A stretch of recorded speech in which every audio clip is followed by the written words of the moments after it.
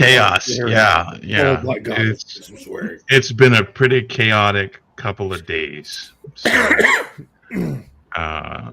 we have on deck, we have a couple of the moderators from Sons of Liberty Discord, to include Jasmiria. If I mispronounce that, I'm very sorry. On that note, Ciara, am I pronouncing your name correctly? Is it Ciara, or do you have like some other pronunciation? Ciara. See, yeah, I knew I was going to play It's all good. All right. So for those of you that don't know, we've all got names, and our names are all underneath in the little bottom corner there. And then if you don't know, then now you know. So Admin Matt, Admin Doug, and I are Sons of Liberty social media admins, and our guests tonight, I'm going to let them introduce themselves as I normally do. That way I can't possibly screw that up anymore. Which one of us do you want to go first? I don't know. Flip a coin, roll the D4, die of fate. Entirely up to you. Dianna, you want to go first? You want me to? Go first. Hi, I'm Dianna Patton. I'm the National Commander of Veterans Defending Democracy, an affiliate of Defense Democracy. Our main goal is to protect public education and keep it inclusive, along with libraries. I've also been an advocate and an activist for the trans community and the LGBT community, and of course the veteran community. I'm also on the New York State Veterans Committee and the Hamburg Veterans Committee. How's that? And probably a watch list at this point, given the way everything is going. Oh, they're coming for me first. I'm on a watch list too. I bet money on it. Hi, everybody. I'm Ciara Raincloud, disabled U.S. Navy Hospital Corps, 2003-2008, OIF, OEF, GWAT service and expeditionary for those that give a shit. No, I'm not a combat vet. I don't know how I got expeditionary, but they gave it to me, so whatever. And disabled 10%. So other than that, in terms of my activism, I'm an activist with the trans community. I'm engaged with Democratic Socialists of America as a member of the Executive Steering Committee, as well as the committee chair for the Trans Rights and Bodily Autonomy Working Group for the DSA here in my section of Ohio. I'm engaged with the League of Women's Voters, the National Conference on Community and Justice, PFLAG, and a bunch of other different groups, and I'm like out doing stuff all the time pretty much, and you're probably already seeing me in the Discord. Once I get vetted, whenever that happens, I guess you'll see me with the Ohio State reps as well. So yeah, hi. Hopefully that went good. So that was outstanding. So what should we talk about tonight? Can we first make sure that there's no one from the Atlantic on the call? Well, and no one from the New York. I mean, that wouldn't necessarily be a bad thing, to be honest with you. You know, I mean, like that had its usefulness. Anyway. Oh, wait a minute. Hold on. All the people I've been leaking to are on the call. Oh. I apologize. Who could have done it? Before we begin, I want to hold on. Let me look this name. All right. Before we begin, I want to give a quick shout out to Kaya, whatever the fuck you pronounce your stupid fucking name. You know who you are, libs of TikTok out there. Oh, so for those of you that don't know, the other week we had Katie and Lindsay on, and we were talking about how it would be a good idea to provide some additional training to veterans who are going to go to protests where there might be disagreements of a fisticuffle nature. And libs of TikTok, I don't know if they saw the stream or had somebody send it to them, and I don't really fucking care. For those of you that don't know, libs of TikTok is that information funnel that created that bullshit story about kids in school are shitting in litter boxes.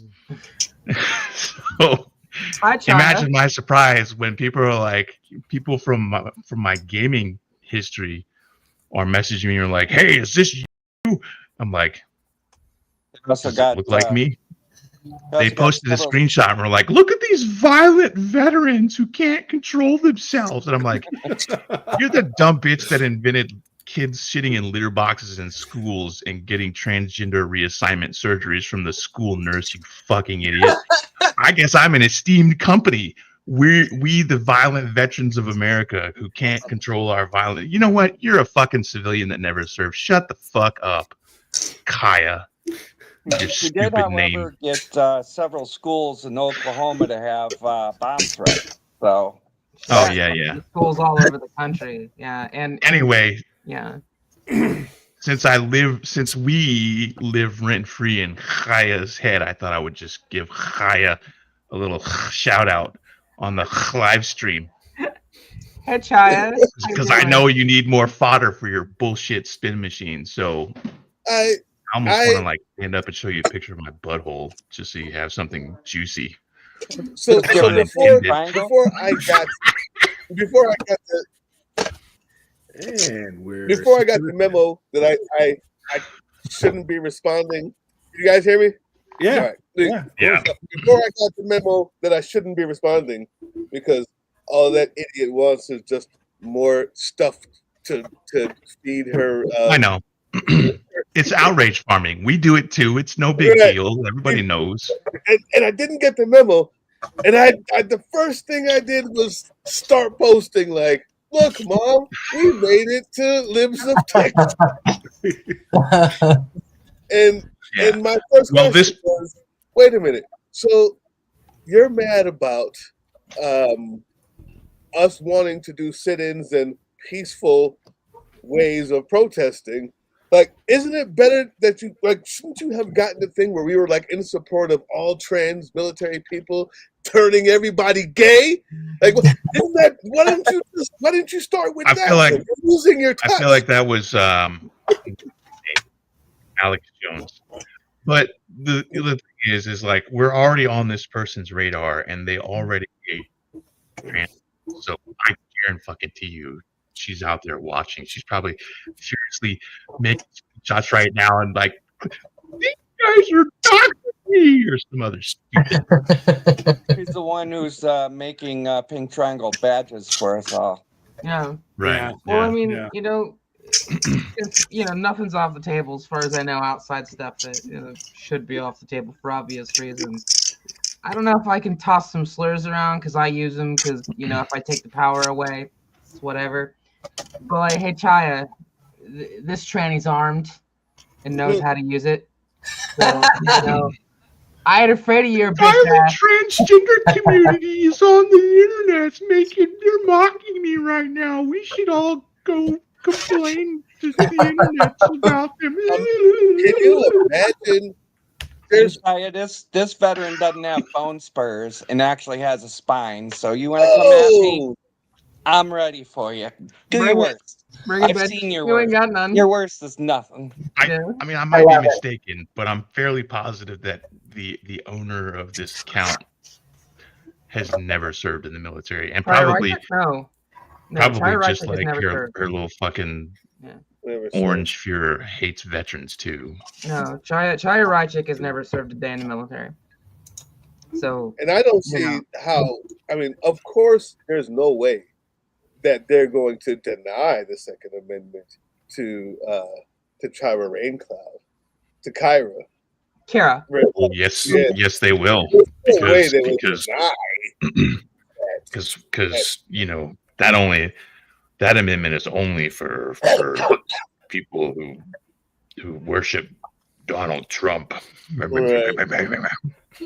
know what? I got my carry and I got my 590 sitting back that way. So like I don't know, like this trans armed and ready. So like you bring your shit on. I ain't afraid of you. I ain't afraid of none of you. Yeah.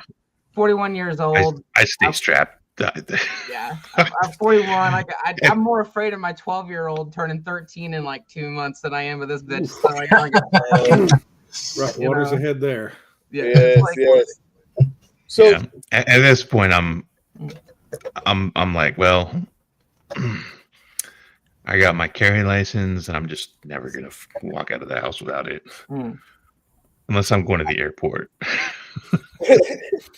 I'd like to know. I'd like to know as much as I can, as much as you can tell me. Where did you guys? What was your service history? Where did you guys serve? Where were you deployed to, or anything like that? Anything you want to share about your service history? I started off as a nuclear electrician's mate in the U.S. Navy out of Orlando. That's where I went to boot camp, and then I failed out of the school with a 4.5 or 3.54 out of a 4.0. Highest, and by the way, passing was 3.5, but I missed 3 tests by 1 question each. So I ended up in Chicago, Great Mistakes, where I took fire controlman school. But again, I failed the same area, which was power supplies. I don't do good with theory. So I went from there, I became a machinist mate on my first ship, the USS Kalamazoo. Then I got flown back in the middle of the Med through Turkey for PTSD, where I spent 6 months in Bethesda for PTSD. And after my med hold was over, I ended up on my second ship, the USS Whidbey Island LSD 41, out of Norfolk again. And since they took the medication away that was working for the PTSD, I got sent back to the psych ward and got honorably discharged. Okay. And then for me, I brought it up a little earlier, but I went in 2003 on delayed entry. Training pipeline to core school was closed. So I went to NSTC Great Mistakes. RTC first, obviously RTC Great Lakes, and shipped over to NSTC Great Lakes to do CMA Ship Apprenticeship Training Division, and then shipped off to the USS Cape St. George CG-71, stationed out of Norfolk Naval Operations Base. And then I got my, 1306 chit? I think that's what they called them. Got my 1306 and went to NSTC Great Lakes for Hospital Corps A School as a fleet returnee with sea duty. Did that and was supposed to go 8404 FMF Corps. Fell out. Unfortunately, I had an incident, real bad divorce, and I got sick, and I was at school and standing in the hallway and collapsed. Was in med for a couple days, and they're like, nope, we're not sending you to Lejeune. You're going this other place. And then they sent me to Naval Medical Center, Portsmouth, Virginia. I did patient admin and records keeping when I first got there for GS-12. That was a right royal bitch, and I hated her. After that, I did complicated OB-GYN, maternal infant child, neonatal intensive care, and a couple other stuff, a little bit of tour in the ER. I was fleet hospital detachment. I am not a combat vet. I have not seen combat, but with my additional psych training that I did, and with vets coming back, active duty coming back, I have assisted combat veterans with like mental health issues and stuff like that. So, but I'm not a combat vet. I don't get to sit at that table. So, Neither am I. I am a non-com. I served at the very end of Desert Storm from 92 to 95. I did get to see people when I was in the psych ward for the PTSD with Desert Storm syndrome. And I finally got rated as a hall technician, which is a welder, plumber in the damage control division on board the ship. Yep. And my PTSD is from a car accident. So mine and my 10% is I got drunk under the ship and drowned. Got rescued by the SAR. Whoa. I'm 50%, so, and I just got it. Wow. All I got's 10%. We were doing Steel Beach Picnic. We were about 450 off the coast of North Carolina, heading to Grand Bahama. We stopped to do a Steel Beach Picnic, and I'd never swam in the open ocean before, so I jump off the fantail, 20 foot to the water line. My XO's out swimming. We got both of the ribs in the water for search and rescue, and I couldn't get back up the cargo net and tried to get back up. Ship rolled and I went under and got rescued by the search and rescue swimmer and brought back on board and tore up my back and everything else because of the way I got twisted. And they gave me 10% for that. So I, $170 a month. You need to reapply. You need to call me and Yeah, reapply, really. and we get your paperwork straightened out and get you way more. Because I got 50% just now. Gotcha. People are telling me to apply for more. So I'd like to, but we all know how VA math works because I'm rated for like 3 or 4 things that are all 10%, but that doesn't make 40. It just makes 10.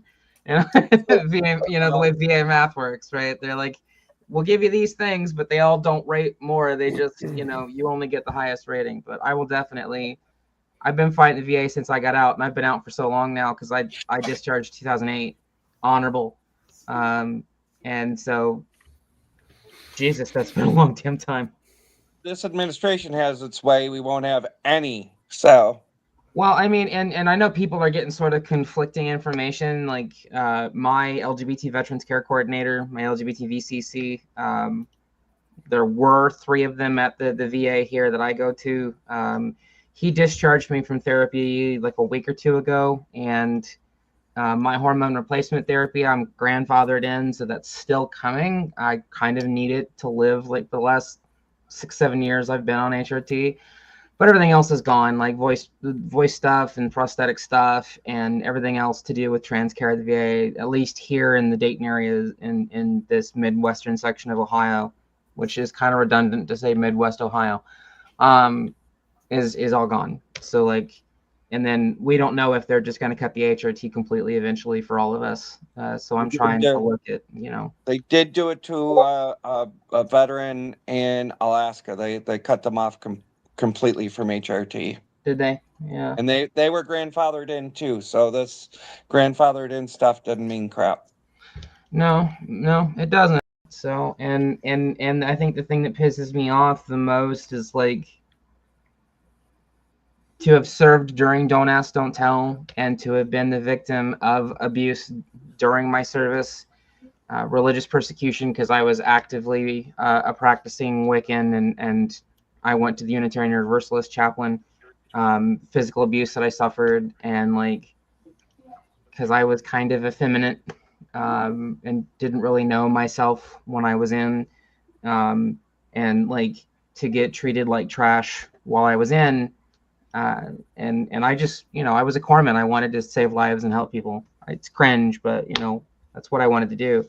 And so I come out, and it took years to get my disability, and I felt tossed aside as soon as I got out. And then now these people are telling me that somehow I am simultaneously this like boogeyman that is like I just want to like walk into the bathrooms and assault all the women, and I'm like super strong, and I'm like trying to destroy all of women's sports everywhere that they suddenly care about now. But also I'm too weak to serve, but I've already served, and I'm a piece of shit because I'm trans, I guess, or whatever. And so they just throw me away now, like the rest of us. And it's like, how are we simultaneously the big bad that's like super strong and we're dominating the world, but also we're too weak to serve and we're too weak to deserve care at the VA? It's like fast shit, right?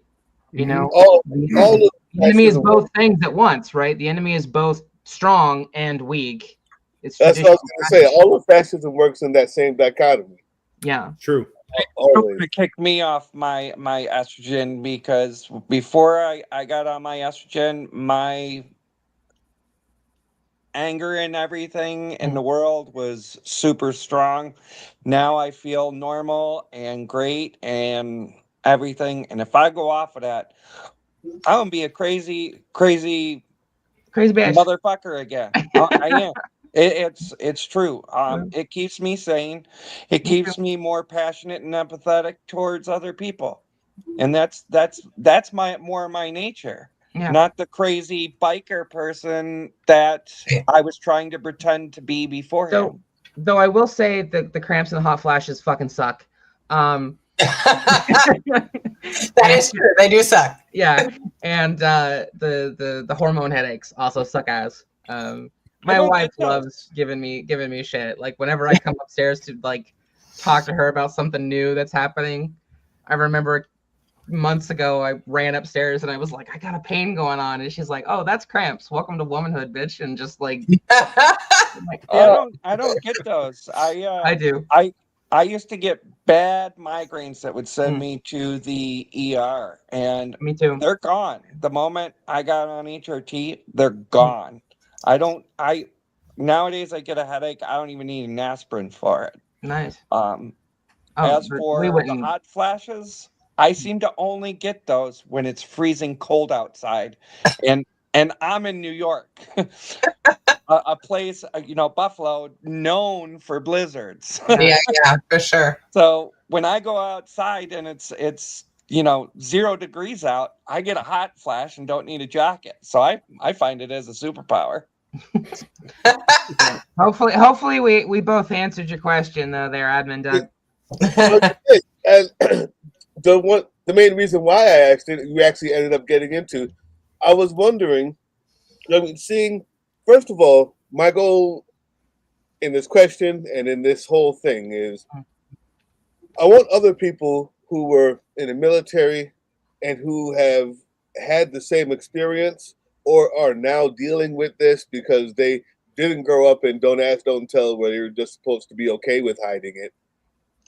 And even recently, where everything was supposedly okay, you've gotten flack, but at least you knew the law was on your side. I wanted them to see other people that have gone through it at a different time when they had to hide it, and kind of just give those experiences. And part of that is knowing, yeah, you guys served, you gave a history, you guys have been through it, you guys have suffered for it, you guys have become disabled as a result of either mentally PTSD or whatever, and you have done the thing. You've been a part of the military. You did the service. You served well, and you're also trans. I wanted them to see that experience. So now, knowing what the history, knowing your service record, and you kind of talked a little bit about it, Kyra. I'm just making sure I'm saying it right, Kyra. Every time I see it, You'll get it. It's fine. It's easier. We're used to that. Like we're in the military. Just use the last name. Yeah. There you go.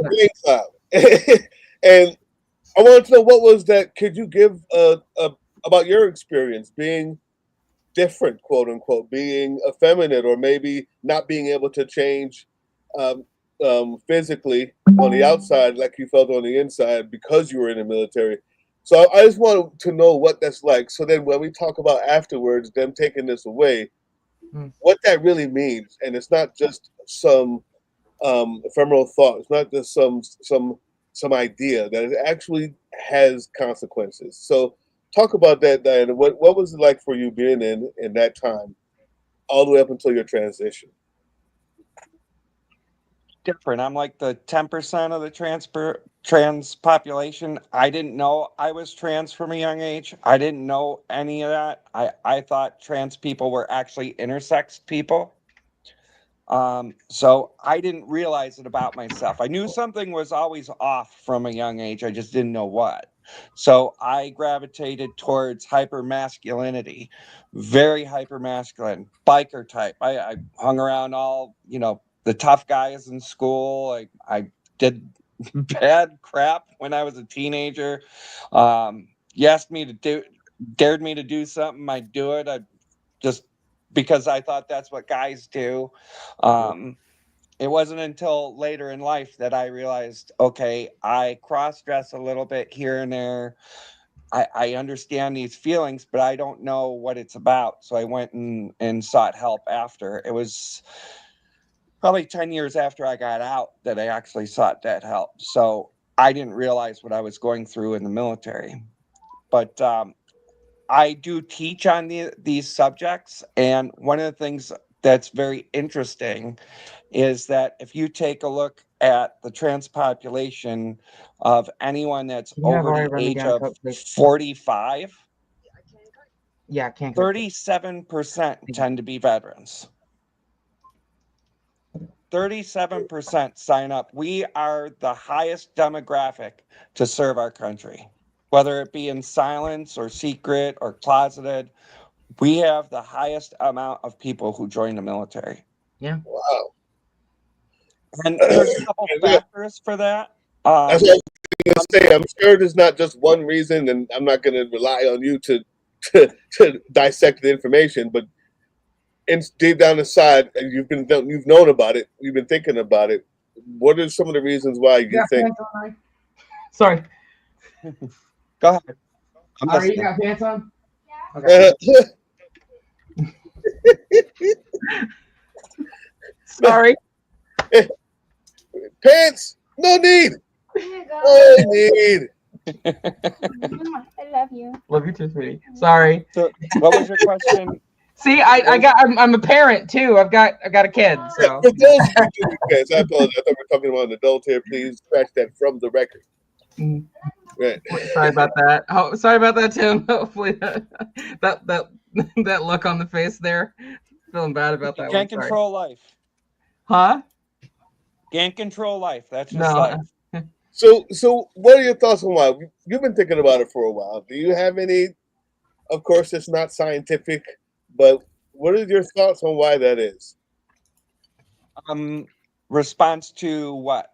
Can you repeat it? But response to them being a very high rate, like 30-something% of everyone who raised their hand during the survey said that they're trans.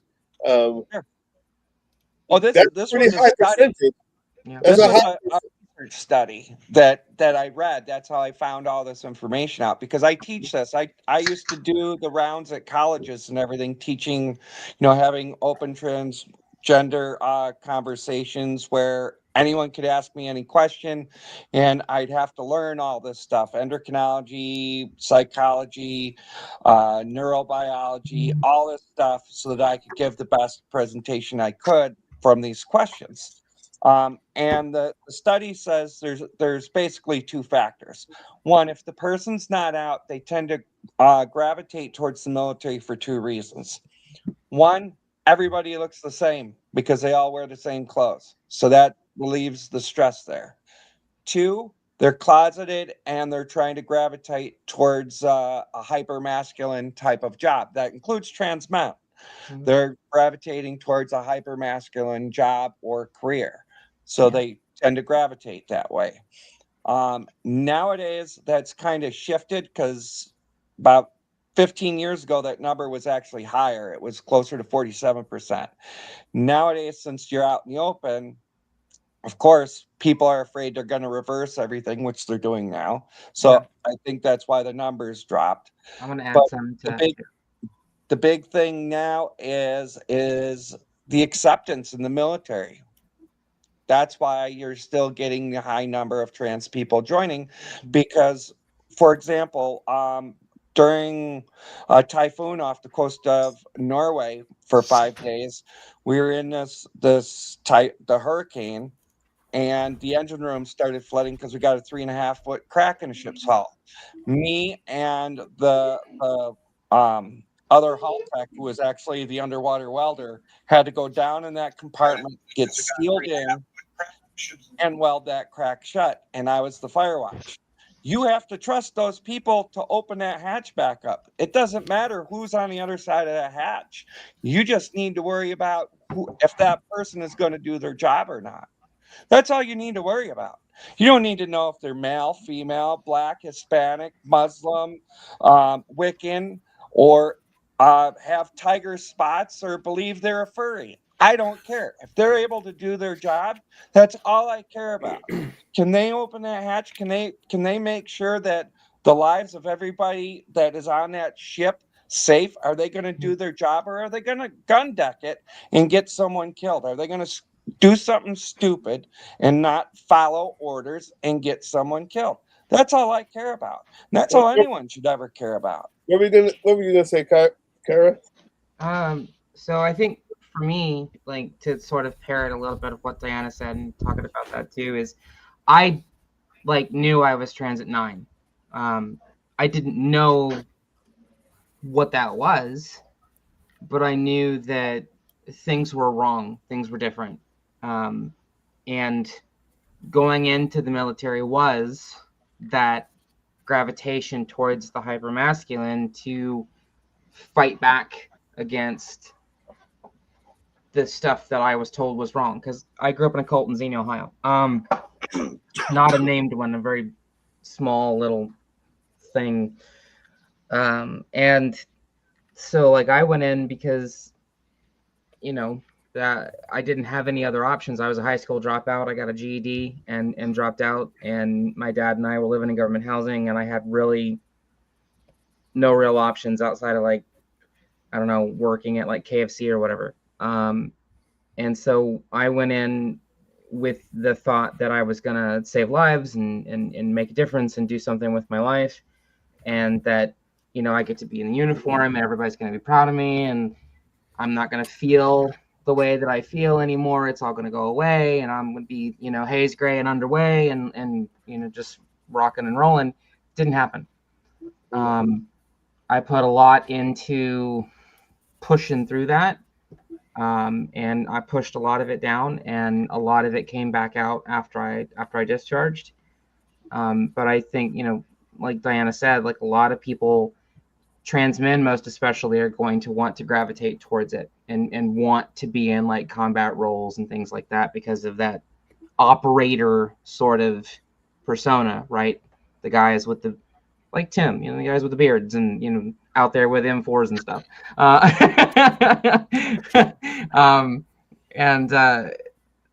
You know, the trans women are trying to like rebel against that push we're having and thinking we have to like gravitate to the other sides to like prove who we are, which is not accurate at all. And I think a lot of trans people just, they want the belonging and they want the family, they want that uniformity because it's a lot less stress. Because I can tell you, you know, we always, a lot of us, a lot of people like me and Dianna, you know, as activists and advocates, we always talk about trans pain. We very rarely get a chance to talk about trans joy. And a lot of trans people are traumatized and have been through traumatic experiences through most of their lives. And the military is sort of supposed to be a way to get away from a lot of that too. And it doesn't really turn out that way. You know, a lot of people come out not okay, and we've all seen it. We've got people that come home but don't come home. Yeah. You know, right? They come home, but they're not home. Sure, a bunch of us have probably lost people too. So like, and it sucks. Like I will say, like, you know, the last time that Trump, Felon 47, you know, Lord Commander Marmalade, last time that he did what he did with the first trans ban, we lost 36 trans veterans to suicide. 36. Who knows how many it'll be this time with the Tangerine Tyrant doing everything he's doing, and trying to ruin things, especially with the VA. We all know that, you know, veteran suicidality is at like 17 to 18 a day. Who knows what's going to happen with the way things are going on at the VA. So like, I know I'm like tangenting a little bit here, but most of the people I know that went in that were trans just went in for those reasons of like family and doing something with their lives and, you know, gravitating towards the things they were told that they needed to do to be who they were. If that makes any sense at all. Probably not making a lot of sense right now. So.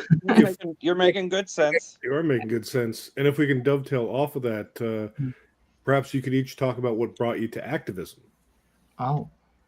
I'll start with this one. For me, I really got into things, be over 10 years now. But I would say I probably really got started when Trump first came on the scene. because I looked at that and saw what was happening with the MAGA movement, and as somebody that had served and actually believed in the Constitution and took an oath. I took two because I took one for being a corpsman too. That's a completely different oath called the Corpsman's Pledge. I looked at that and was like, no, this is not us. This is not who we're supposed to be, and really got involved. And of course, I came out in 2016. I started my transition in 2018. So I'm an elder tran by now. Chabit still. Yeah, and I really got active when he came on the scene. So I got involved with the local Democratic Party, and I was a staging and location director for a congressional candidate that ran for the 36th congressional district, and it just sort of spiraled from there. Getting involved with LGBT groups and trans groups and veterans groups, and doing stuff with the local Democratic Party, and then gravitating towards leftist groups and stuff. And it's just sort of grown from there. So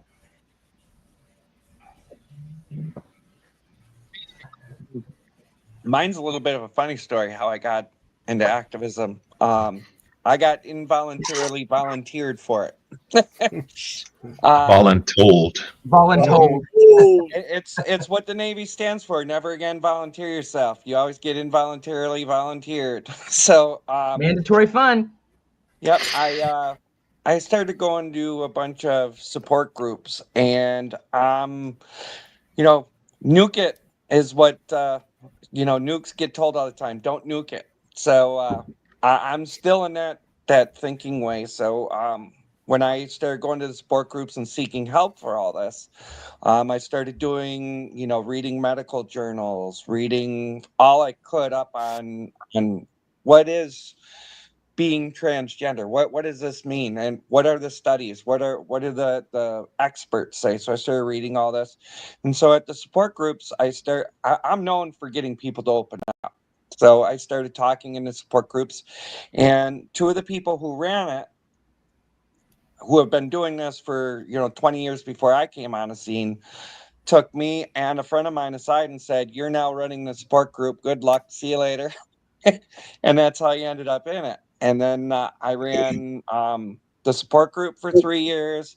Then I started We Exist, ran that for a couple years when Trump got into office. And then, of course, when I became disabled with degenerative disc and couldn't work anymore, I needed to know how to navigate the system. And I didn't have any help. So that's what made me get into the work to help other veterans, not just LGBT people, because the Veterans Homeless Program is what kept me off the streets. And you have to know how to navigate that system in order to get the help that you need. And it's actually quite simple to do it as long as you meet the requirements.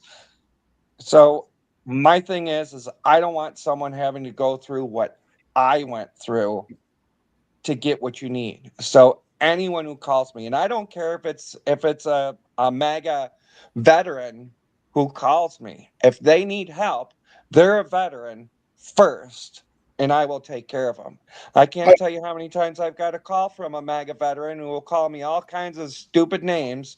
We get down to the VA, I get them the help they need, and they go, "You know what? I can at least respect you." So what is that? How do they call you? What's your organization? The best way to contact you?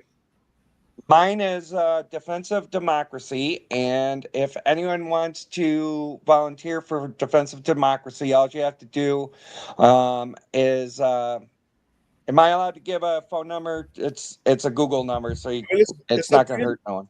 It's up to you.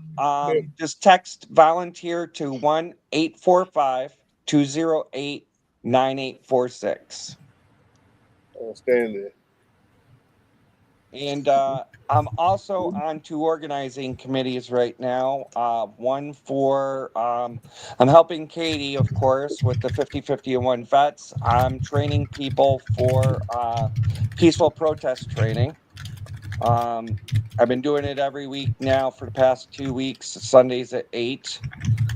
And I'm also on an organizing committee for rally in DC on the 30th. It's let me give the title for that so I don't screw it up. Rally Against Fascism, Honoring and Preserving Our Military History. And we're going to have speakers from each marginalized group come and speak, such as trans people, Native Americans speaking on Code Talkers. I just spoke to someone from the JACL about the most decorated World War II regiment, a Japanese regiment, the 442. We're going to try to get them to speak.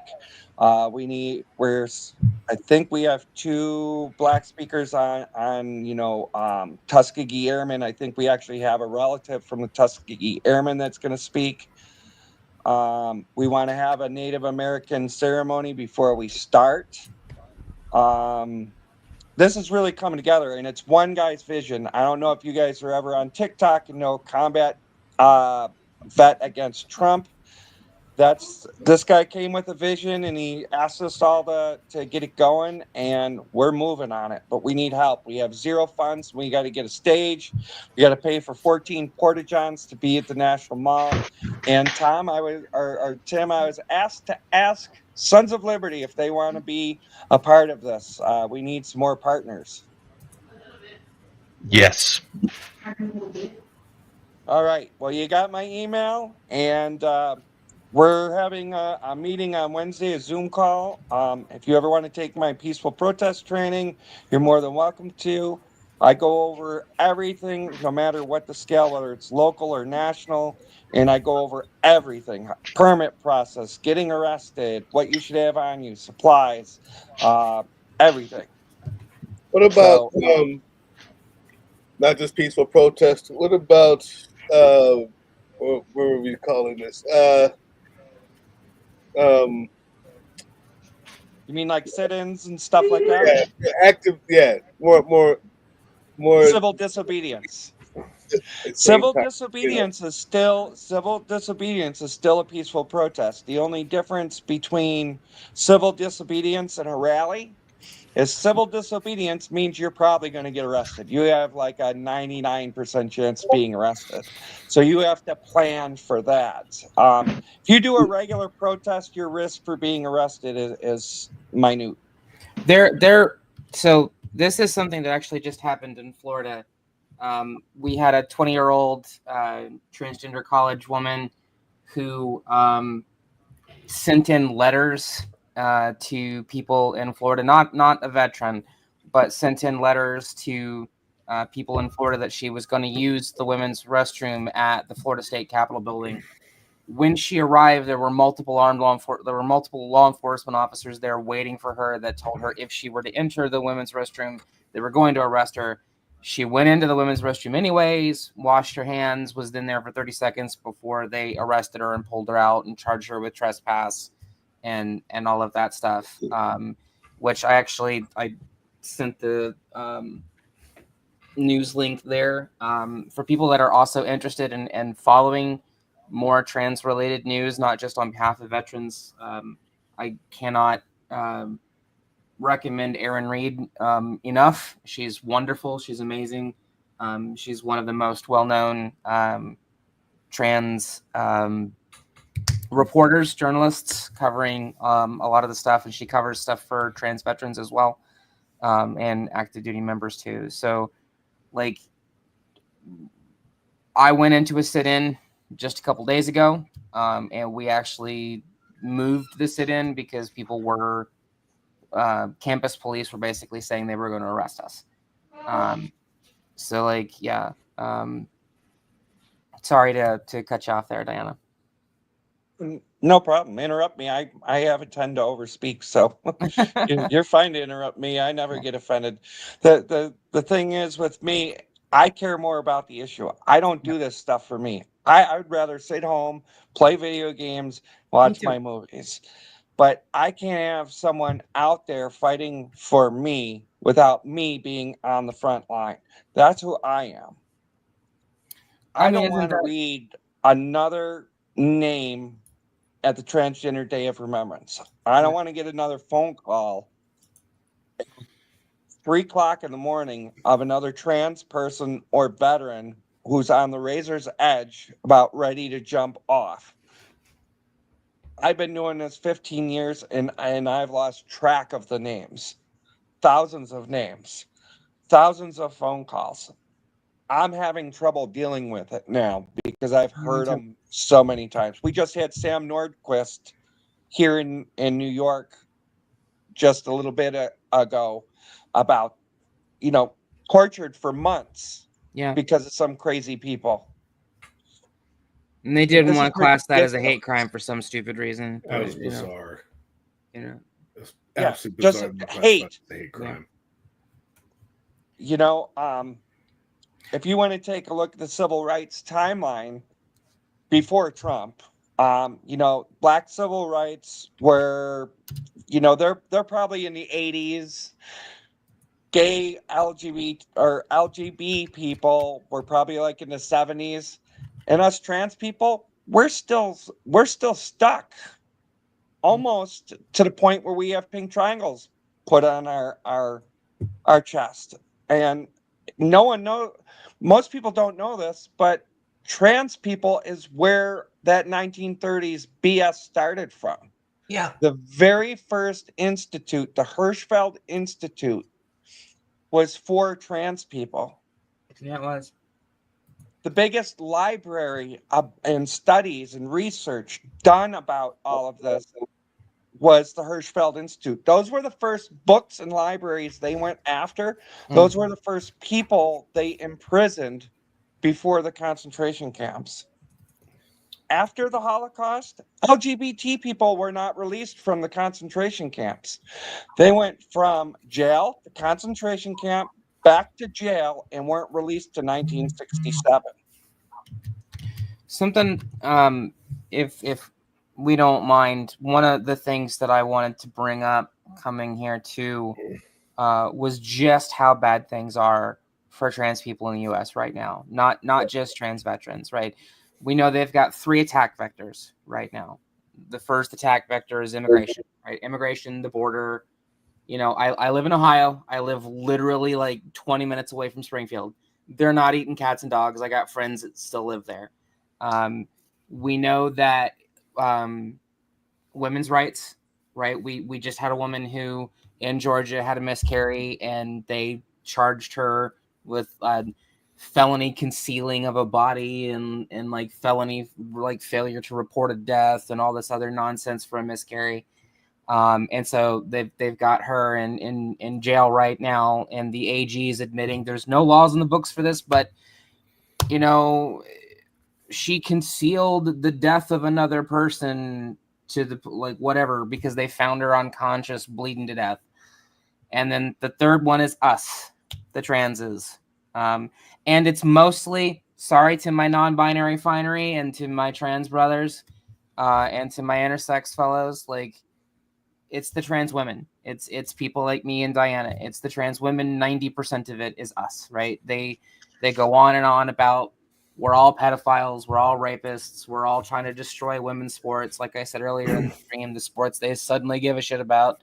When they've done things like banned trans women from playing chess with cis women because we have a innate advantage over cis women in playing chess. So we can reach the pieces easier. We can reach the pieces easier. Well, no, the thing about this that I hate the most, right, is everything the trans exclusive radfems, the gender criticals as they call themselves, these women that hate trans women like me. We had a group of women who were doing competitive fishing who had a trans woman on their team and threw her off because she had an advantage, a male advantage at fishing. And these women don't realize how incredibly stupid they are, that whenever they shut down a trans woman, the argument that they're making is like literally giving in to all the sexism and misogyny, because every time you say a trans woman is better than a cis woman at X, Y, and Z, and these cis women are like, yeah, that's true. Yeah, sure. Go ahead and oppress me, daddy. They don't realize that they're literally just advocating for their own continued like abuse and mistreatment. And one of the things that I wanted to bring oppression. up, there is actually, for those that don't know it, there's a website called translegislation.com, which will show you the 821 pieces of anti-trans legislation across 49 states so far this year. It's interesting to note too that for all their vilifying of the trans community and all their claims and their after our children, etc., yet it's GOP elected officials who keep showing up in the news for not being able to keep their hands off little kids. Yeah, and that we is had the one in Ohio. We had the one from the former state senator from South Dakota, and that's just like this last week. Yeah. Not to mention all the J6ers who keep ending up on the wrong side of the law for their indulgence in underage children. I'm just saying. Can we go over the GOP's projecting a bit? Can we go over their argument too about the danger of bathrooms, about dangers of bathrooms? What's protecting women right now, or anyone in a bathroom? A sign on the door. A sign on the door. There's someone who wants to do harm, and they get all the way up to the door and they read it and go, damn, I can't do what I wanted to do. I'm going to have to go home, get in a dress, put on some makeup, get a wig, go ask my doctor for some hormones, have some surgery, and maybe in 2 years I can come back and do the harm I wanted to do. That's what my plan will be. Yeah. I'll go do that, because then I won't get arrested. Well, I hate to tell you, if a trans person does break a crime, does something against a kid, they're going to jail too. Just because you're trans doesn't get you a pass out of jail. Actually, trans people don't want to break the law in the first place, because guess what? Who's going to be a target in jail? Yeah.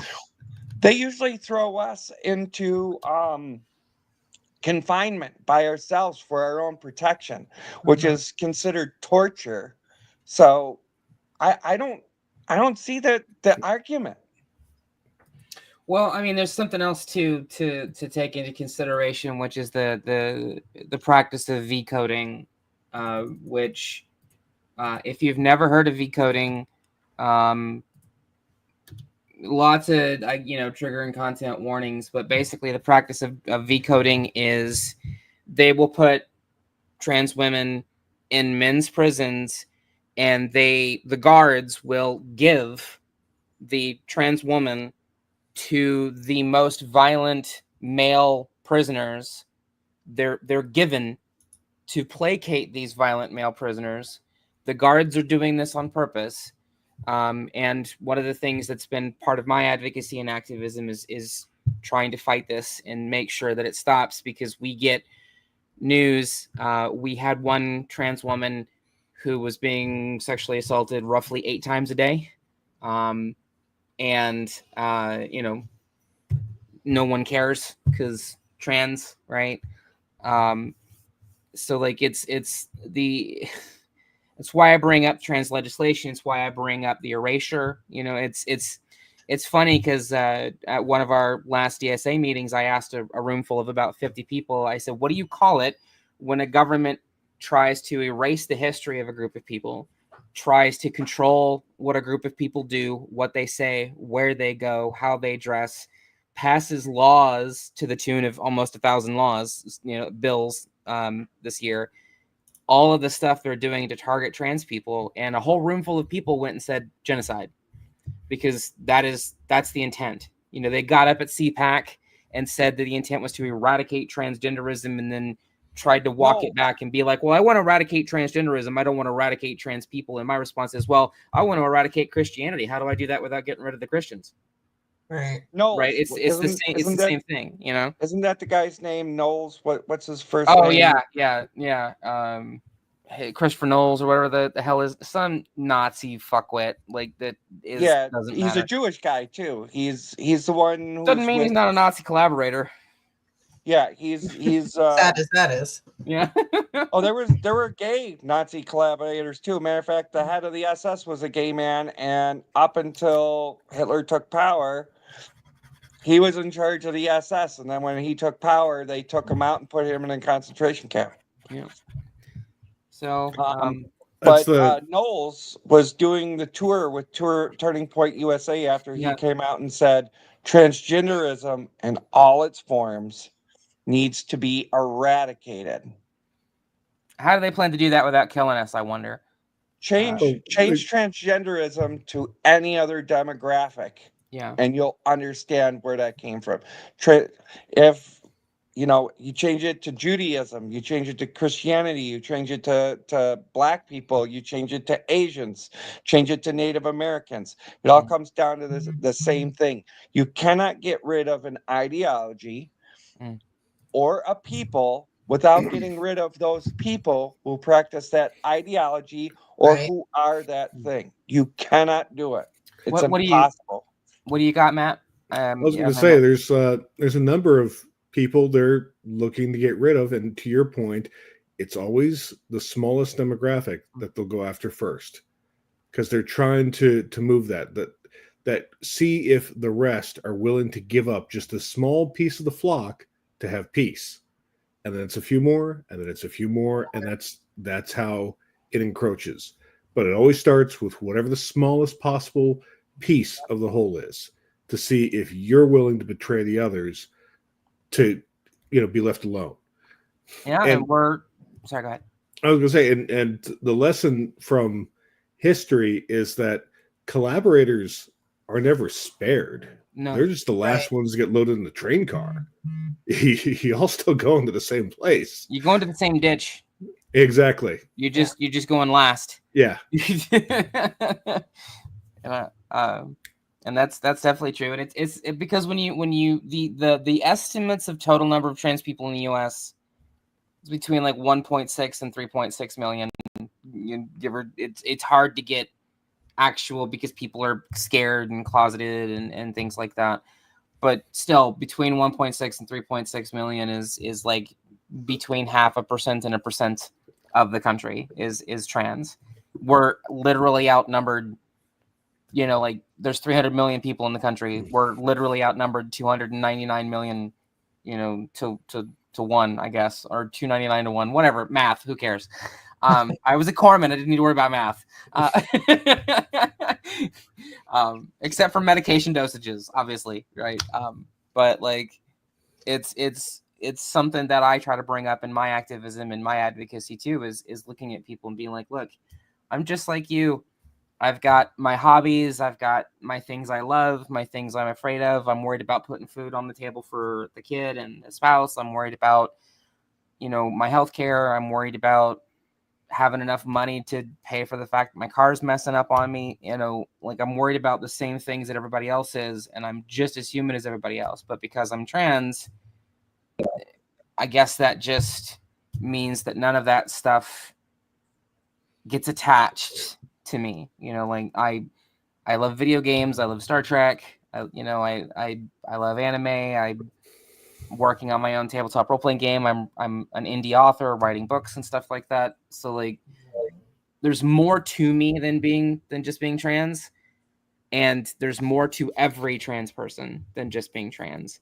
But that's the thing that they want to drill down on. And it really gets me too, that from the people wearing, well, we saw it today, Idiocracy in the Oval Office with Kid Rock and all his bullshit. The people that are like, oh, you make trans your whole personality. I'm like, fucker, what are you doing right now wearing that tacky ass shit that you're wearing in the Oval Office? And these people with the MAGA hats and everything else. What he was wearing. Not a single person asked him what he was wearing. Not a single person asked him to say thank you. It was weird. Yeah, it was weird. Yeah. Have you said thank you? Mm-hmm. There's nothing to fucking say thank you about. You caught the Mrs. Kid Rock acting hysterically when nobody cheered him on the other day when he was doing his concert. Oh yeah. Someone needs to give him a Tampax for his little PMS tirade up on the stage. I hope no one takes offense to that. I'm making fun of Kid Rock. No one else. It's all right. It's all right. Poor Kid Rock. Poor Kid Rock. Anything you I'm say. sure there's probably like a couple people watching the stream that could still get down with Ball with the Ball, but otherwise, nobody gives a shit. I would never tell anyone that, even if I could. How embarrassing. No, what I always want to say, and in pretty much every group, Ball with the Ball with the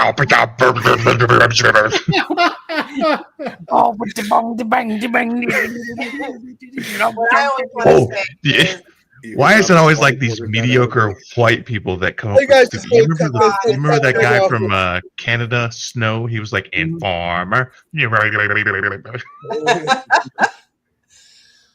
What I always want to say to you guys is, I'm so sorry. And I say that to you because they sure as fuck are never going to say it, but you still deserve to hear it.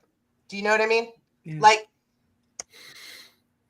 we are your accomplices, and we are going to be there standing with you, just so you know that. Thank you. Thank you for saying that. Thank you. Thank you for saying that. But I don't want to dismiss what you just said. It does mean a lot. But instead of saying I'm sorry, get other people to get up off their ass and get out on that front line. Get them to stand there next to us.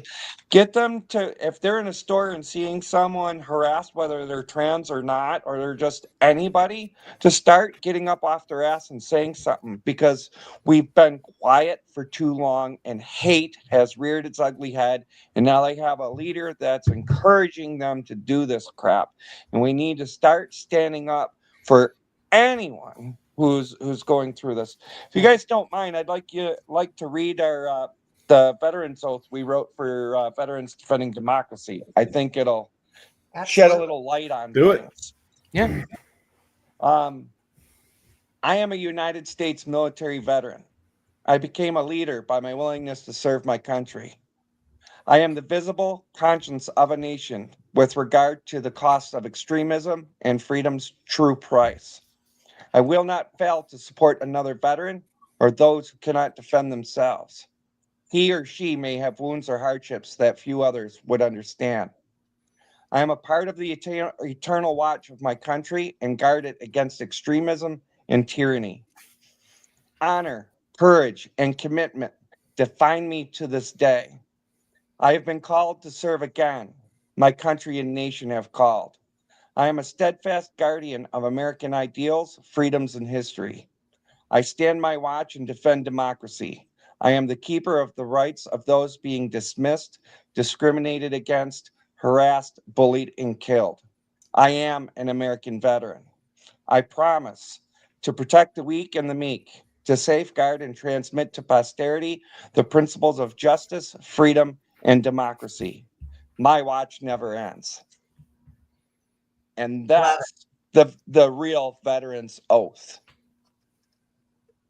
It's excellent. Love it. Makes me think of one of my favorite songs about William Tell. There's a chorus to that song that goes, "Keep your eye clear and keen like a falcon on the wing. Keep your heart strong and steady like your hand upon the string. Never bow to a tyrant while your people are laid low, for the highest head may fall to the man that wields the bow." Which I think is like that same sort of energy. Six semper mortem tyrellium tyrannus, or however the fuck you say it. That the oppressor libre, right? Our watch, in my opinion, our watch never ends. I swore an oath to support and defend the Constitution against all enemies, foreign and domestic. And then I swore a second oath as a corpsman to hold the care of the sick and injured to be a privileged and sacred trust. So far, no one has relieved me of my duties. And I know it's cringe and it's stupid and it's whatever, but like, it's not. Yeah, you keep saying cringe. You've been around the wrong people for too long. That stuff is what I live on. It's badass. Yeah. Yep. And one of the things that I want to bring up too, and not to like put anybody down, but one of the biggest things that I want, when I like that you said accomplice, not ally. Don't be an ally. Do you know why? Allegiances can change. It's true. Be a comrade, be an accomplice. Allegiances. That's can why I say that. Hmm? That's why I say that. Like when I do videos on the subject, I say I'm not an ally, I'm an accomplice. Yeah. Thank you. Shameless Don't self forget- plug. We also have an accomplice T-shirt, motherfucker. And for God, and for And a God, great bumper sticker too. for God's sake, don't be a Do we? gatekeeper. Yeah. Don't be one of these people who someone makes a mistake and you go off on them. You know, like who was it? God, I can't remember his name. The guy who's saying we're not going to take it. Oh, was that Dee Snyder. Dee Yeah, That was Snyder. Dee Snyder with Twisted Uh, Sister. Twisted Sister. About last year or the year before, he, agreed with somebody about hormones for kids. But he said, I don't get it. I'm not an expert. You shouldn't listen to me, but this is my opinion based on what I know right now, that kids shouldn't be able to receive hormones or anything. He goes, that's just my opinion. I'm not an expert. Don't believe what I say. I'm fine with that. I'm fine with that as long as you're continuing to learn and grow. And I know that he's an accomplice and a comrade. He's someone Yeah, who he does is. fight for the trans community, but he has things he hasn't learned yet. And he's going to have wrong opinions, and he needs to be educated on them. We shouldn't go off on him. We should say, okay, we understand your opinion. We understand that it might sound true to you, but please, here's some more information. Read Right. this. Read what the experts say and learn. That's what Yep. we're supposed to do. Not say, you don't belong with us. You don't belong singing at a pride event. You don't belong with us anymore because you said one wrong thing, which is an opinion, and you said you could possibly be wrong for that opinion because you're not an expert. I want to push back on you on that a little bit because I don't agree with you entirely. I think there's a couple things that I bring up in my activism about this. The first is when you have a Darvo situation, which Darvo is deny, attack, reverse victim, and offender, where you have somebody who is saying things that are directly harmful and impactful to the trans community, and they get legitimate pushback on it, and then they act as though they have been abused, they have been mistreated, they are the victim, when the things that they have been saying have been hurting the community and leading to demonstrable harm, demonstrable harm, excuse me. The other part too is you have to prove to me, first of all, that you're actually willing to listen and to be educated before I'm not just going to treat you like an ally, day one, and just because you're saying some things that are good and some things that aren't good. If you can't handle being pushed back on for saying the bad things, the wrong things, then I'm sorry, bucket the fuck up, Buttercup. I am the one in this relationship between me and the hypothetical person I'm shadowboxing that has to worry about being gunned down for walking out of a McDonald's if I walk out of the restroom in a McDonald's. We had a woman in Puerto Rico, a trans woman in Puerto Rico, who walked out of the women's bathroom and a guy emptied an entire mag and 9mm into her while hurling slurs at her a couple years ago, right? Like, I don't have time anymore for cis people, for your whiny, bitchy little woe is me, the tranny was mean and rude to me. I ain't got time for it. That's not what Dee Snyder did. I'm not talking about just Dee Snyder. I'm just using him as an example. I'm using him as an example, right? I ain't got time for it. That's what I'm using. Right. Because let me finish. If I can finish. I don't have time to educate absolutely everybody. I don't have time to deal with the hurt fees of people that can't handle getting pushback. I don't have time to deal with the people who can't prove to me that they're willing to listen in the first place. And so actually, yeah, I'm going to shut the gate on those people. I am going to do it. I'm going to go look for somebody else that is willing to sit and listen, willing to change their opinions and views, willing to be educated, willing to get pushback, willing to be critiqued and criticized, and not make themselves out to be the victim in the process. I understand that argument, but the thing is, we can't afford to push people away because they make a mistake. We can't afford that. The Black Civil Rights Movement had to learn that they need allies from the exact community that's oppressing them. They had to learn that in order to make things change. We need to learn that. The gay community learned that they need straight people on their side. We know we need people on our side, just like you said. We are 1% of the population. We are not going to change things on our own. We are not. Right, and if we go off on don't- everybody who makes a mistake, we are not going to have anyone fighting for us except us. We need people watching our backs. We do have to stop the victim mentality when they're corrected. I absolutely agree. But there's a way to do it. There's a way to push those people away too and actually be against us as well. And I can't stand it when people gatekeep and say, if you don't follow everything I say about my community, you're not welcome here at all. Though I've gotten death threats from people in my own community because I stopped someone in our community from harassing somebody. Someone was harassing somebody at a rally. I did. And I said, not here, not now, not at a thing that I am doing. I won't have it.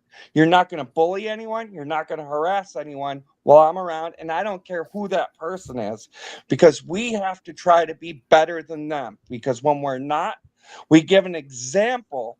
We give them fodder. We give them ammo to use directly back at us.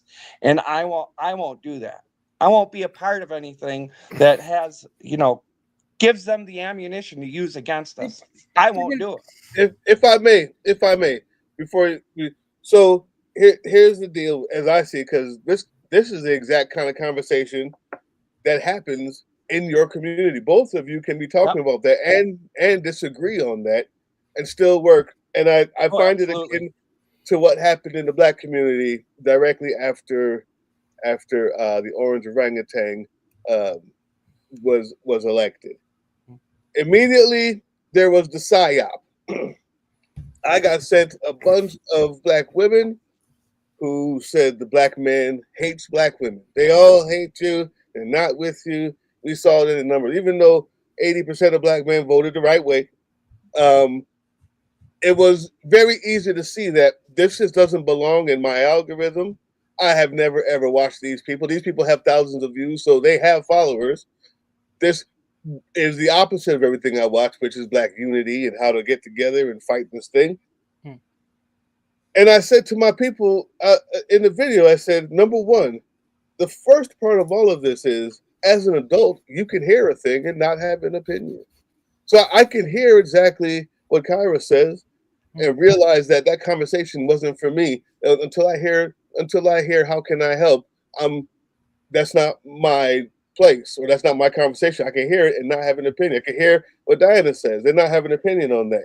And I decided to go through my channel and say, well, for me, I think I want to be this way. But I'm not going to tell those Black women and all of those things that came in my feed. I'm not going to be like, not all men do that. It wasn't for me. And I realized that. They're talking to their people. And guess what? They also have that right to have that be their reaction. I cannot tell the oppressed how to react to their oppression. And so that's one thing I know to be true, is that Diana's response may be different from Ciara's response. But if we know that we're still working towards the same goal, I'm not going to tell all of those women and all the people I came in that feed that they're wrong. I just realized the psyop that they're trying to turn it into a division. instead of just the reality that everybody can think differently about this. Here's what I'm going to do. Yeah. Right. And I think we're both right in our own views from the experiences that we have. Right. And I'm not telling you, Ciara, that you're wrong in what you're doing at all. It's just from where I'm standing, this has been my experience in how to handle the same thing. And I don't like the gatekeeping because those who came before me and trained me in what I do, the people I ask for advice from on how to handle this stuff, they've told me we need those allies, those comrades, those accomplices in order to move forward because we're such a small group. We need them. So we have to find a way to educate them without pushing them away when they make a mistake. So, and that's my point. There's a few things that I want to say to this. Obviously, first of all, Dianna, you and I are same team, same side, right? Yes, so like, absolutely. I'm gonna work with you even if I disagree with you. I think Absolutely. there's a few points that I like to bring up in my activism and advocacy is number one, why are we expected to be perfect victims when our oppressors are not expected to be perfect?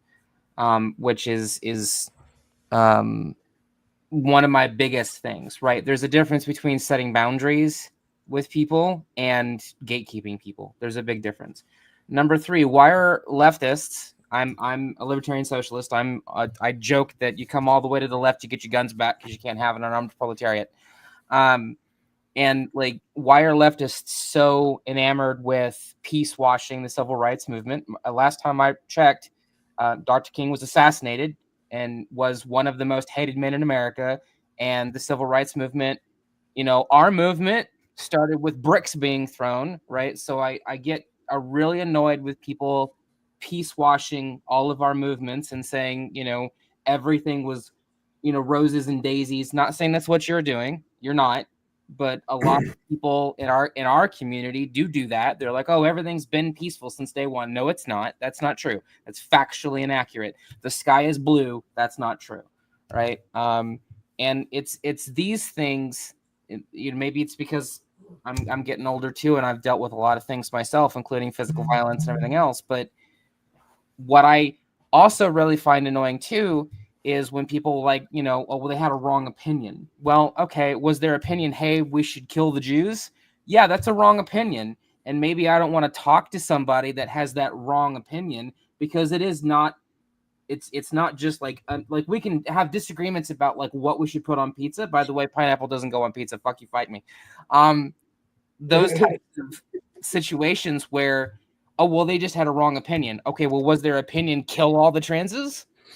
Was their opinion, hey, I just disagree on where we should spend tax? Like there's a difference here, I think, that a lot of people in our community and a lot of activists and advocates are missing when it comes to how we handle this fight. And I'm sorry if I lose somebody that is potentially willing to fight for my rights because I was rude to them. I'm sorry, they were never there in the first place. That's not my point, is that you were rude to them. We have to, what a lot of our comrades and accomplices need to understand is that we're like a burn victim. We're like, I use this analogy all the time when I do the teaching. When you're dealing with a lot of trans people, we're like a burn victim. We've been burned third degree all over our body. And you might be coming at us with a match in a dark room, and all we see is a huge bonfire.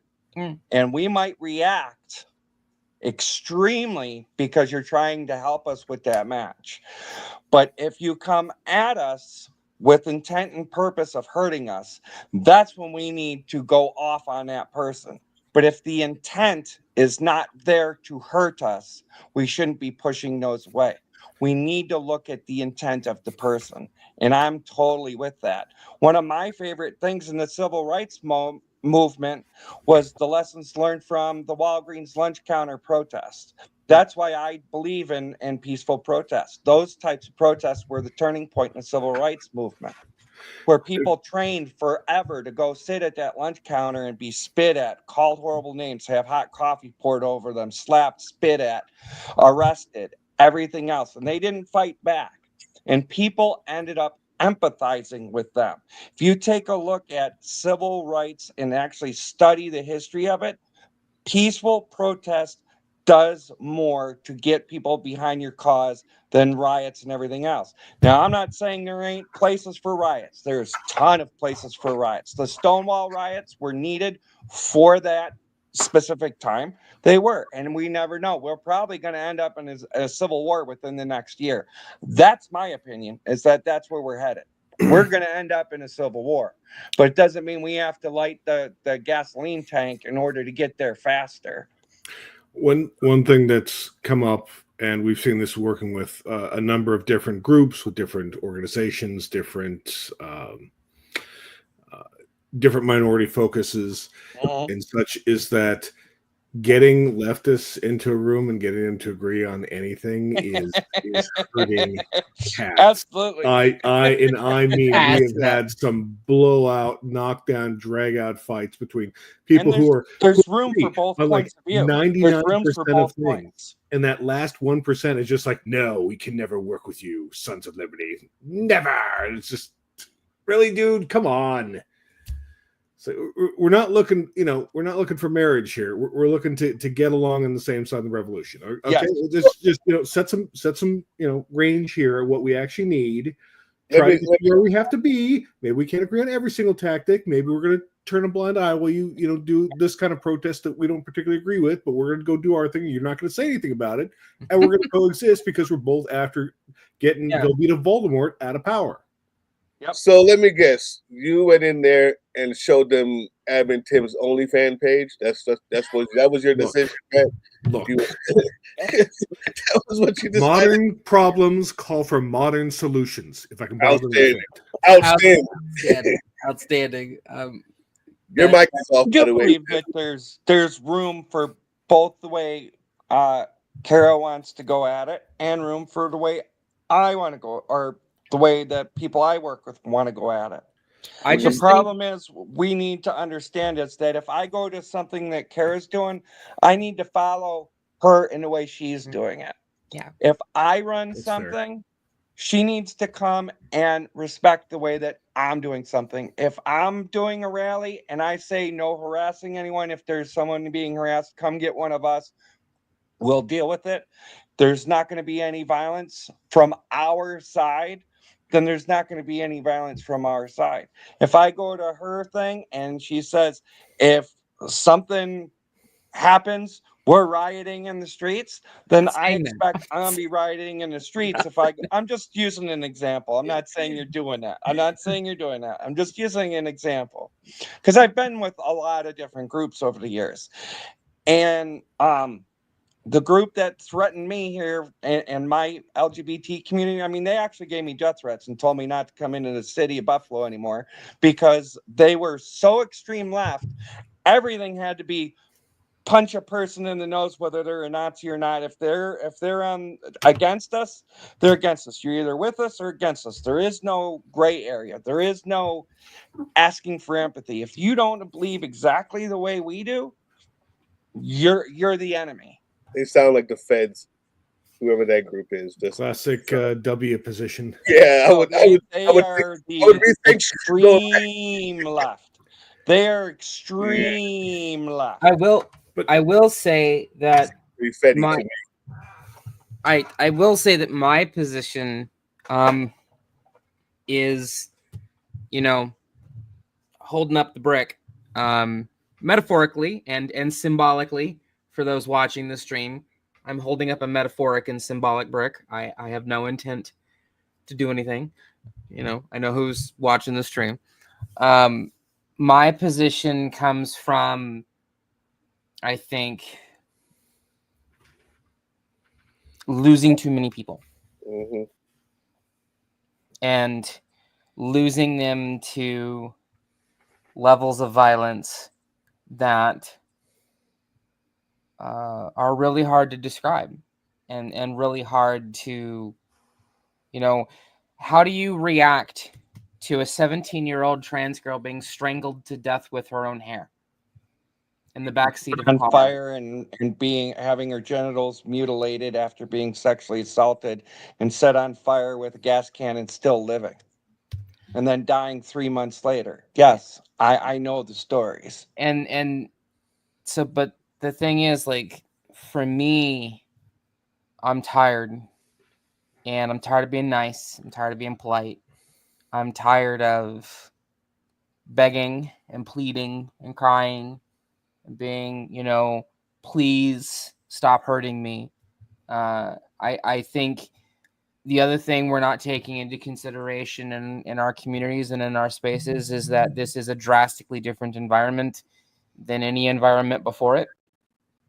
I think demonstrably so. The speed at which we're watching generational damage being done to this country, that is, some of it's probably irreparable, or at least we're looking at decades and decades worth of recovery after this is done with. I think we're using the old tools that worked in a completely new environment. And to use the phrase from Fallout, war never changes. Yes, it does. It does change. And I think that a lot of our activism and advocacy and outreach is predicated on old ways of thinking that I really don't think are going to get us out the other side of a literal neo-Nazi, Christian, nationalist, fascist, use the buzzwords, regime that we're dealing with right now. We're watching an administration that is openly defying courts.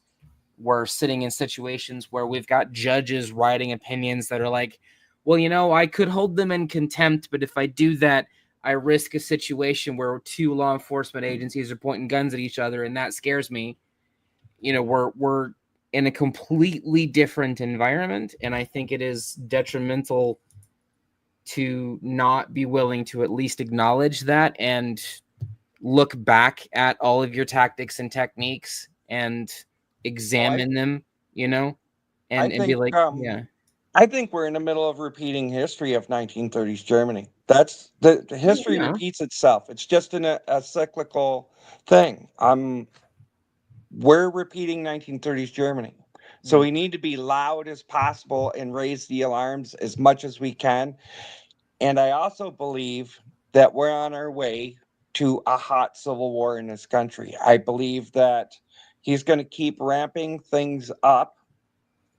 One of his extremist groups is going to cause a violent, causing the extreme left on our side to retaliate, and martial law will be declared. My assumption from studying history is that's within a year. I think we have less than a year for that to happen. Just by studying history and studying how everything happened before, because we are more technologically advanced, it's not going to take 4 or 5 years. It's going to take a year. And so I'm going to try everything I can peacefully first, because let me tell you, when I lose my peaceful side, I'm not very fun. I've been violent before, and I got to do everything I can not to be that person. So when it's time to throw that brick, because I'm walking with the brick. It's in my backpack instead of my hand. I'm going to be right there with you throwing the bricks. But right now, I have to try every way possible not to go down that road. And that's where I'm at. Well, I know we're the guests, but I feel like we've done all the talking without letting our generous hosts ask a questions and stuff. I know Big Sarge is muted, and that's sometimes that's for the best. If Big Sarge is muted, there is a good reason that Big Sarge is muted. Gotcha. It's not just that Big Sarge has forgotten he's on love mute, debating, which by also the way. sometimes happens. I like debating, on a one-on-one, not like the TikTok debates. I like debating one-on-one. So I will say that one thing we should all keep in mind is that 90 some days into this shit show, and we can't be getting exhausted, and we can't be shoving our allies away from us. For we're going to have disagreements. We're not going to be perfectly aligned. We're going to have to find ways to make it work. And no formula is 100%. No formula has been 100% in any civil rights movement throughout history. No recipe has baked the cake, because otherwise equality would be standing right now across the board for every demographic. We've had a couple people in chat ask for updates on the races and what's going on. They've only called one. They called the 6th district for the Republican Randy Fine, but he only took it by 14%. And I realize that might sound like a lot, but that difference went Trump's way by 33 points. That was chopped in half. And the other race is very, very close. And the Wisconsin race looks like it's running. Last thing I have here is the Dems up by about 3%. And Randy Fine, they're both going to come down. It's so ridiculously staunchly red in his area. The fact that deeply red. I mean, that's something, because that's the same area that my husband's from. So that just goes to show you that's where my husband was born and raised. So, and we just had a race up here in PA for one of our state races. That was a district that had been held by Republicans for forever, and it got flipped. I think we're going to see a hard pitch towards blue from red here, and it's because people are pissed off.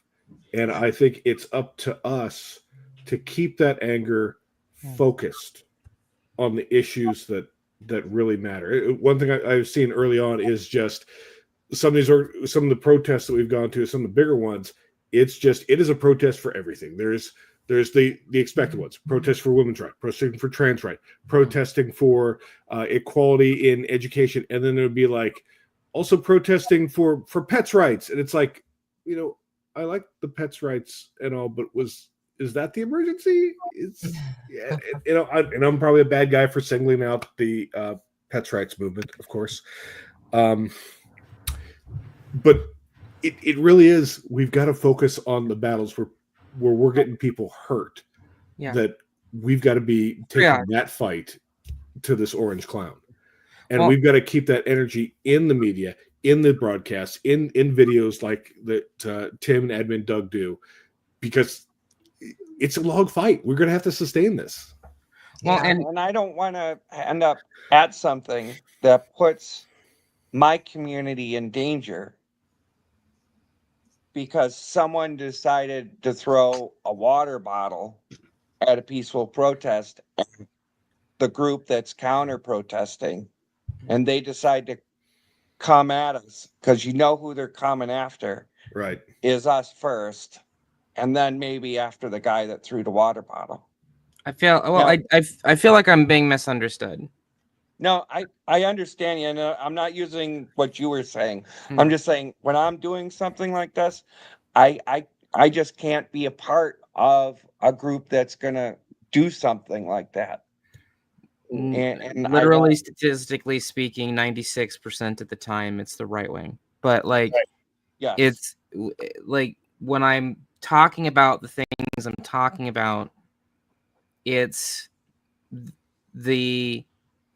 I will work with people who are willing to at least treat me like a human being and treat me with respect. First and foremost. That's the intent thing. Yeah. You have to look at the person's intent. I got to dip out, yo. I just wanted to say thank you so much for joining me. This was an extremely awesome discussion. And I hope to see you guys back, and I hope to be in constant contact with you guys. All right, Sergeant, you got to be coming to the April 30th event, DC. Want to see you there, not just Tim. Okay, I'll see. What I probably won't, but if we're doing something, it's more than likely I'm going to be on Discord.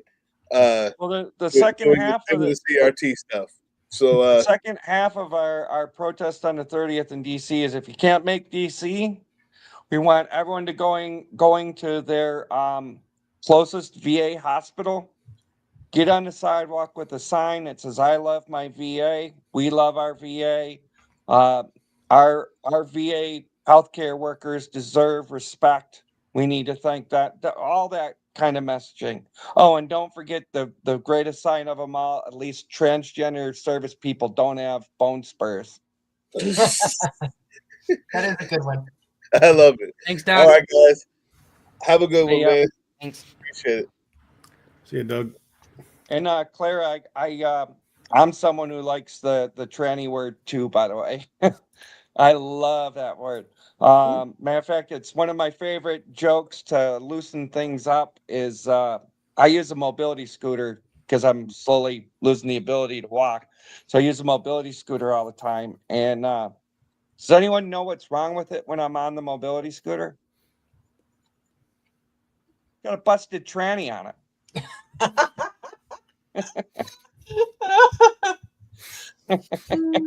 That's a good one. I hang like out that with one. bikers too much. I do hang out with a lot of bikers. So I mean, for me too, it's a reclamation thing, right? Like if somebody hurls that slur at me and I respond with, "Yeah, I am. What of it?" It's like it immediately disarms them because they're like, "Well, you're supposed to be mad." And I'm like, "No. Yep. Actually, I'm laughing because you're pathetic." You know, like There's nothing funnier than not reacting to the hate. Mm. I don't know if you guys remember that during COVID, there was the angry gym owner, Robbie De Niro, on Fox News. Big bearded guy. He was used to be a Marine, and I say used to be because he doesn't act like it anymore. He's homophobic, transphobic. He's white nationalist type, and I've stood up to him here in our area. He got kicked out of a school board meeting because he was helping the Moms for Liberty type people. All I did was stand in front of him, continue reading our protest crap, and he's yelling every slur he can. And the funny part was when he found out he couldn't get anything out of me, he took his motorcycle, put it where we were protesting, with the exhaust pipes pointed at the church, which had its doors open, where they were having their Moms for Liberty meeting, and throwing all the exhaust, trying to drown us out with his motorcycle, gassing the Moms for Liberty people with the exhaust fumes. The cops had to tell him to knock it off because he was going to kill someone in the church. So when you don't react to this stuff, that's what they want. They want to goat you into a reaction. And that's been my experience for the past 15 years. And if you don't give them that reaction, holy cow, do they have a meltdown. Now, it doesn't work every time. There's a certain percentage that doesn't care if you react. But most of the time, they're trying to get you on video doing something wrong. They're trying to point and say, "See, I told you, they're the bad guys." When actually they are. You don't react to it, they ain't got nothing but hot air. Nothing but hot air. And it's hysterical to watch them melt down. Of course, I got a lot of experience in bars and not reacting to stupid, angry drunks. So I have a little more patience for it than most people do. Yeah, I don't think I have any.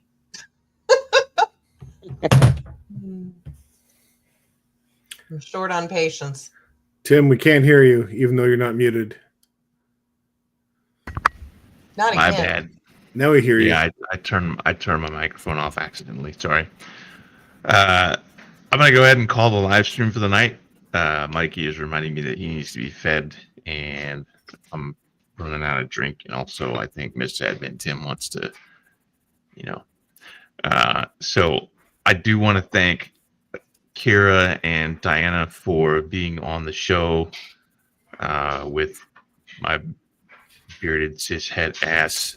Thank you guys for coming on and talking about the issues that are important to you and allowing us to be part of educating the public as to trans veterans issues. I also want to thank the moderator team that basically camped out in the live stream comment sections to make sure that we didn't have any fucking trolls, because inevitably there's like one or two, and I don't think I've seen a single one today, so that's good. So before I do sign off, every day for the month of April, I'll be releasing at least one video per day on the subject of Confederate Heritage Month, which is my personal project. And I'll tell you about Southern Unionists, which are Southerners who remain loyal to the United States. On occasion, I'll talk about subjects that put the lie to the lost cause narrative. And we're also running a crowdfunding campaign that just launched this morning to fund a year-long documentary web series called Let's Talk About the Civil War. The links are all over our socials.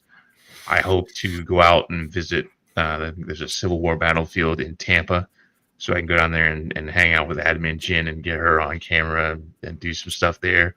Go to Gettysburg with Admin Matt, Admin James, etc., etc. This coming Thursday, 2 days from now, on the same bat time, same bat channel. If you don't understand that reference, you can just go fucking Google it.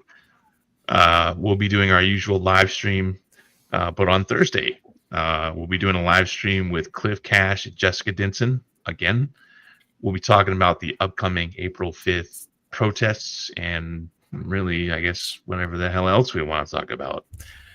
Next Tuesday, April 8th, big announcement. I am pleased to announce that we will have on the Sons of Liberty live stream, and I'm going to fuck this last name up, Kat Abu Ghazala, who is a pretty big social media content creator. She goes by Kat Abu. She was raised in a conservative, religious, Republican environment, and she became progressive during and after college. Anyway, Kat is now running for Congress, specifically for, checks notes, Illinois' 9th district, to unseat longtime progressive incumbent Democrat Jan Schakowsky, I think this is pronounced. Basically, Kat is doing what we've been saying needs to happen. Primary these antiquated establishment Dems who are basically centrist masquerading as progressives, but also the fact that Jan is pushing 80 years old. And not to sound ageist or whatever, but old white people who are moving the Democratic Party forward kind of need to hand it over to the younger crowd. Anyway, her platform is really awesome. It's basically like Democrats are lib dicks, but, you know, the same things that I say, but without all the profanity and the toxic masculinity or whatever. So I am thrilled that our team has made that happen. Tuesday after next, the 15th of April, we have fellow left-wing commentator Angry Ginger making an appearance on the live stream. I thought you were the Angry Ginger. Apparently, I'm not. I'm the angry veteran Ginger. And Angry Ginger might be a veteran, and I might just be encroaching. I don't know. The one that yells all the time on TikTok? Yeah, is that Jolly Ginger or is it Angry Ginger? No, not Jolly Ginger. I met Jolly Ginger at the 14 March protest, and I emailed him, and I need to follow up with that.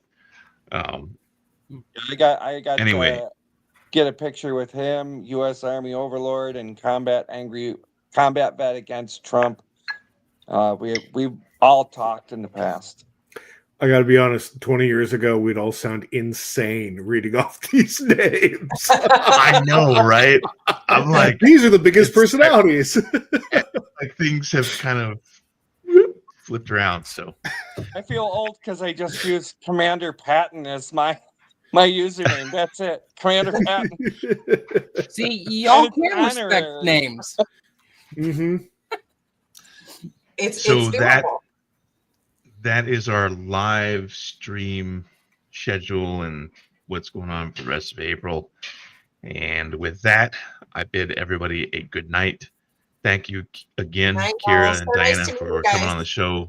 Thank you, everybody who's tuned into the live stream, has been in the comments, keeping it civil, but keeping it real. And that's our show for tonight. Anybody want to do the 2 claps in a rig, or should I do it? I mean, it's really best with you, but do it. Well, why don't you do it this time, Matt? I can't possibly measure up to that, sir. That is performance. Yes, you art. can.